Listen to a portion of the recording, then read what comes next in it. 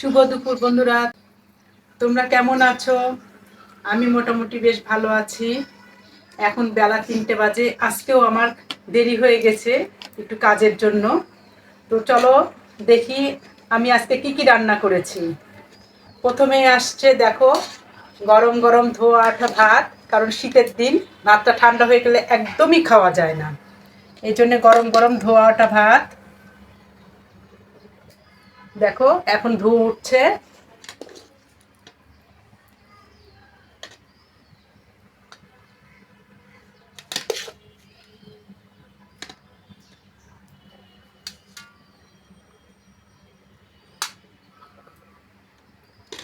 ধোয়াটা ভাত, তারপরে রয়েছে দেখো উচ্ছে ভাজা। আমি চাকা চাকা করে উচ্ছে ভাজেছি। দেখো তোমরা কেমন করে ভাজো আমি জানি না, তবে এভাবে দেখো ভেজে খুব মজা লাগবে খেতে। তারপরে রয়েছে ডাল, মাসকলাইয়ের ডাল করেছি, মাসকলাইয়ের ডাল জিরে ফোড়ন দিয়ে। তারপরে রয়েছে দেখো রোজ দিনকার মতো লেবু আর শশা।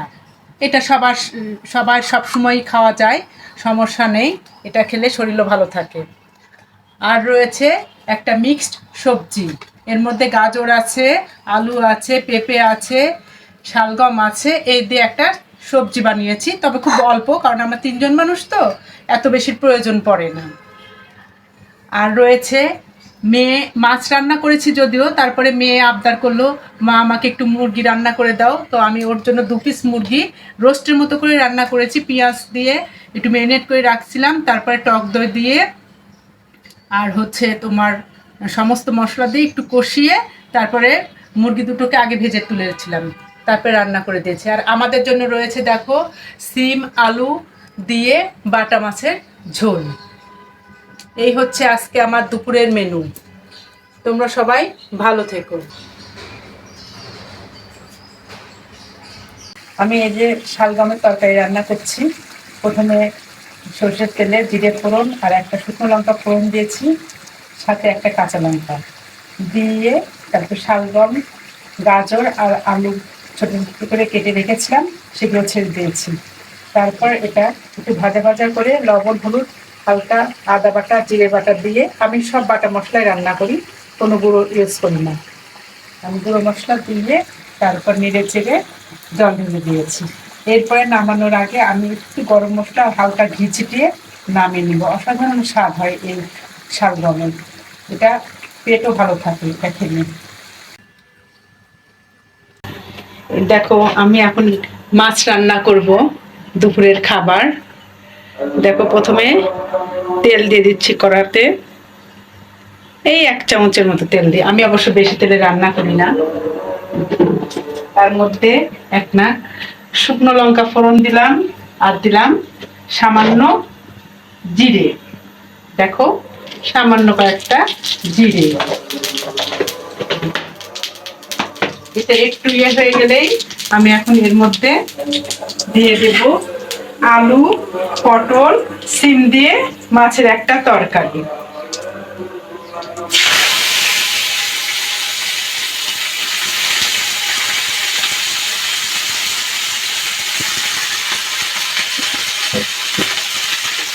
আলু পটল সিম দিয়ে দিয়েছি, একটু নাড়াচাড়া করবো করে তারপরে এর মধ্যে আমি একটু লবণ, স্বাদ মতো লবণ দেবো, হলুদ গুঁড়ো দেবো, একটু ভাজা ভাজা করে তারপরে আমি স্বাদ মতো লবণ আর হলুদ গুঁড়ো দেবো। দেখো এখানে মাছগুলো ভেজে রেখেছি, এই ভাজাটা আমি তোমাদের দেখাইনি, মাছগুলো ভেজে রেখেছি। এখন আমি দিচ্ছি লবণ, স্বাদ মতো লবণ, যে যেমন খাও আর কি লবণ, আমি একটু কমই খাই।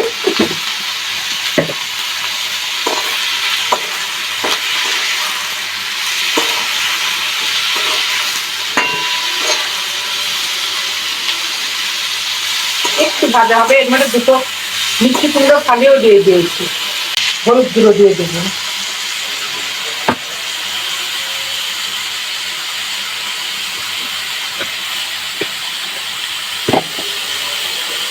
দেখো আমি হলুদ গুঁড়ো অ্যাড করলাম। দেখো বন্ধুরা, একটু ভাজা ভাজা হয়ে গেছে। আমি এর মধ্যে এখন আদা জিরে বাটা দিয়ে দিলাম।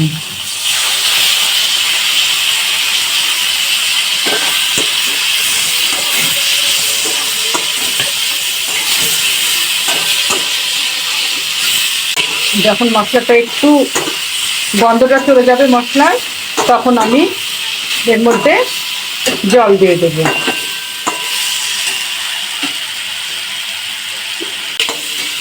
দেখো তো তোমরা এভাবে খাও কিনা আমি জানি না, এক একজনের রান্না এক এক রকম। আমরা অবশ্যই একটু পাতলা খাবারই পছন্দ করি। আমি এরপরে 2 কাপের মতো জল দিয়ে দেবো।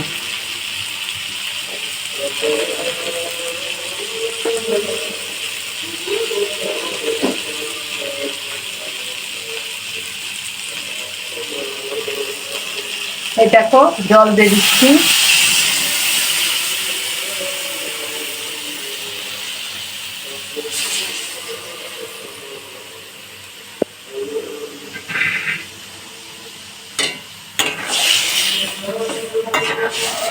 খুব বেশি জল দিলাম না, 2 কাপ পরিমাণ জল দিয়ে দিয়েছি। এরপর ঝোলটা যখন ফুটে উঠবে, সবজিগুলো সিদ্ধ হয়ে যাবে, তখন আমি এর মধ্যে মাছগুলো ছেড়ে দেব। দেখো বন্ধুরা, ঝোলটা ফুটে গেছে, সবজিগুলো প্রায় সেদ্ধ হয়ে গেছে।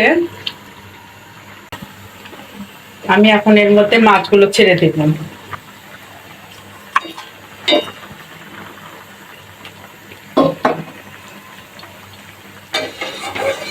মাছগুলো ছেড়ে দেব, মাছগুলো দিলাম।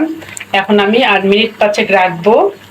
আমি এখন কয়েকটা চেরা কাঁচা লঙ্কা নিয়ে চুলাটা বন্ধ করে দেব। দেখো কয়েকটা কাঁচা লঙ্কা দিয়ে দিলাম। যার যেমন ঝাল লাগে, সেটা ঝাল দরকার হবে সেই কাঁচা লঙ্কাটা নিয়ে খাবে। ওকে, আমার মাছ রেডি, মাছ রান্না শেষ। আমি চুলাটা বন্ধ করে দিলাম।